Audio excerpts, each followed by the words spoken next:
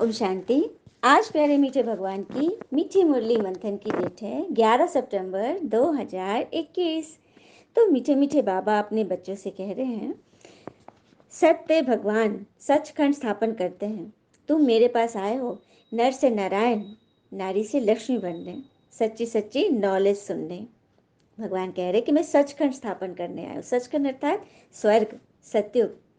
ये नरक है ना, कलयुग है, इसको स्वर्ग बनाने के लिए भगवान को आना पड़ा है। और भगवान हम बच्चों को चुनकर नर से नारायण, नारी से लक्ष्मी बनाते हैं। लेकिन कैसे बनाते हैं? सच्ची सच्ची नॉलेज सुनाकर।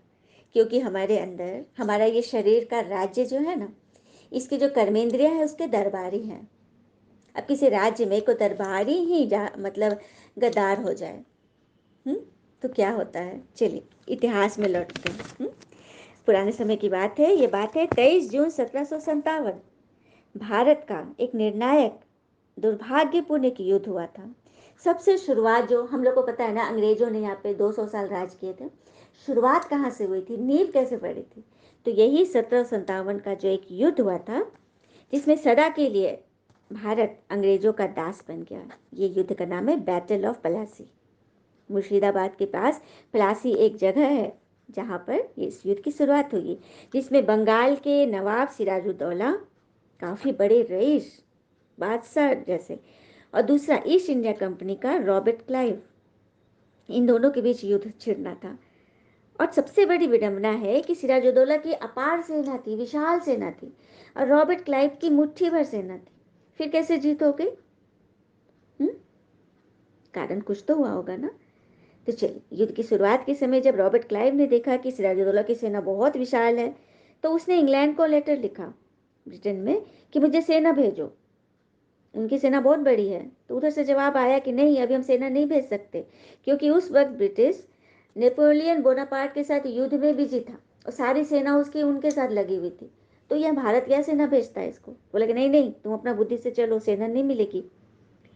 अब रॉबर्ट क्लाइव, उन लोगों की तो नीति ही थी, फूट डालो शासन करो।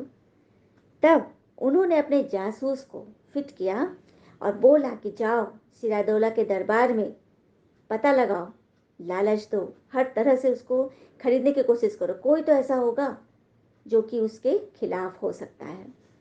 बस ये लोग पता करने चल दिए और उनको मिला सिरादौला का मंत्री मीर जाफर। उसको पूरा लालच दिया कि तुम, और वो मीर जाफर स्वयं नवाब बनना चाहता था। तो ये उसकी आकांक्षा, उत्कंठा, उन लोगों ने उसको कैश किया और उसके खिलाफ सारी सेना भी रॉबर्ट क्लाइव को मिल गई और सभी सेना भी इसके साथ धोखा, क्योंकि मीर जाफर के अंडर में सब कुछ था। और जब वही मिल गया तो सिराजुद्दौला बहुत जल्दी, बहुत कम समय में युद्ध खत्म हो गया। अब पूरे भारत पर ईस्ट इंडिया कंपनी की हुकूमत हो गई। भारत गुलाम बन गया, कैप्चरर्स में आ गया।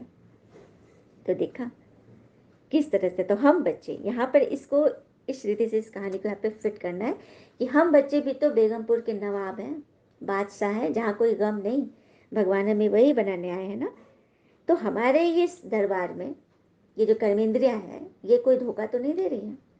कोई कर्मेंद्रिया को दरबारी ऐसा तो नहीं जो मीर जाफर बन बैठा हो? हमारे आँख, नाक, कान, हमारे संस्कार, लोभ, क्रोध, मोह, अविकार आदि, हाँ, जो दुश्मन के साथ संधि कर ले, रावण के साथ संधि कर ले, माया के साथ, तो फिर क्या होगा? हार ही होगी ना। तो यही बात है। यही बहुत सुंदर कथा है, कहानी है, रियल कहानी इतिहास की, जो हमें समझाती है कि यदि हमारे भीतर ही कोई दुश्मन बन बैठा तो हमारी हार तो निश्चित है। यही नॉलेज सुनाने भगवान को आना पड़ा है कि हम अपने कर्मेंद्रियों को अपना दोस्त बनाए, आत्मा को राजा की सीट पर बैठाए, तो हमेशा जीत होगी। प्रश्न आज का, तुम बच्चों को अपनी गृह व्यवहार में बहुत संभाल कर कैसे चलना है? तो गृह व्यवहार में बहुत बहुत संभाल कर चलना है, क्योंकि हमारी गत मत सबसे न्यारी है। हमें विशाल बुद्धि बन सबसे तोड़ निभाना है। अंदर में समझना है कि हम सब भाई भाई हैं, बाहर से नहीं, युक्ति से चलना है। बहुत खबरदारी रखनी है। हाँ, बस मन को निराश न कर, भगवान पर विश्वास कर, हर पल साथ है वो मुरली वाले, इस बात का एहसास कर। इस बात पे चलना है। कुछ भी बात हो रही है मूंझना नहीं, क्वेश्चन नहीं करना, विश्वास करना है कि भगवान हमारे साथ है। अच्छा, बाबा को नमस्ते। धारणा की मुख्य पॉइंट है पहली, इस कयामत से,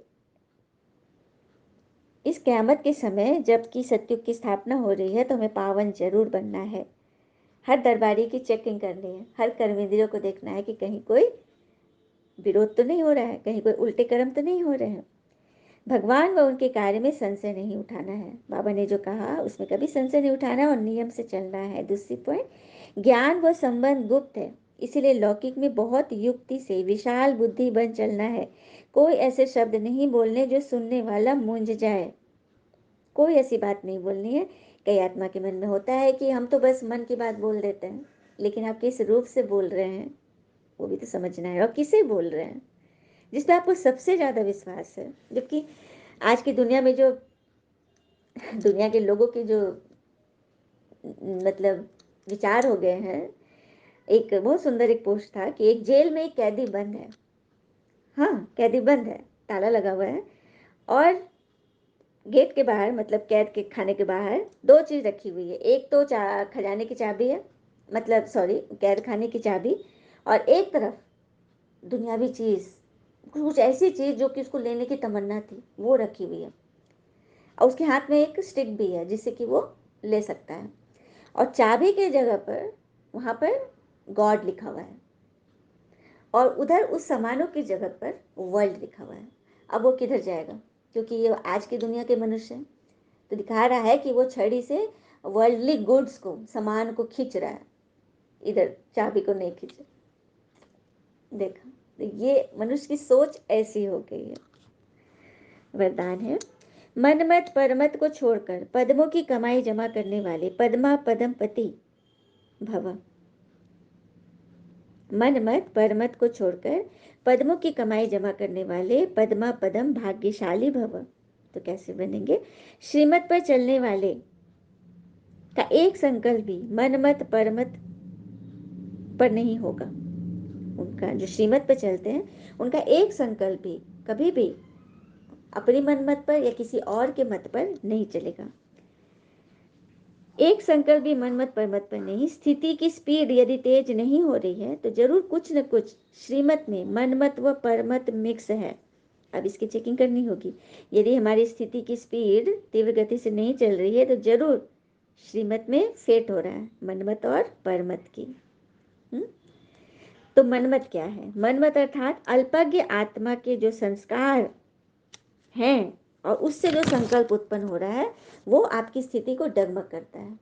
दुनियावी लोग जो अपने विचार से चलते हैं, जो रावण राज्य में डूबे हुए हैं, उनके संकल्प, आप उनके साथ रहोगे, उनके साथ आपकी साठगांठ रहेगी, उनकी बात पे चलोगे तो उनके संस्कार आपकी स्थिति को डगमग करेंगे। इसीलिए चेक करो, वो कराओ। एक कदम भी श्रीमत के बिगड़ न हो, तब पद्मों की कमाई जमा करने वाले पद्मा पद्म भाग्यशाली बनेंगे। एक कदम भी श्रीमत के बिगड़ न हो। किसी भी अल्पा की पता है कि इनको नॉलेज नहीं है, बताओ भी तो सुनेंगे नहीं, मानेंगे भी नहीं, तो उनके अपने संस्कार हैं।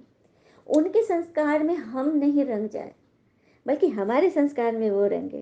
क्योंकि कहते हैं ना, ईश्वर भक्ति कर पाओ ये आपका सौभाग्य है। ईश्वर पर विश्वास कर पाओ, ईश्वर में निष्ठा रख पाओ, ईश्वर के श्रीमत पर चल पाओ, ये आपका भाग्य है।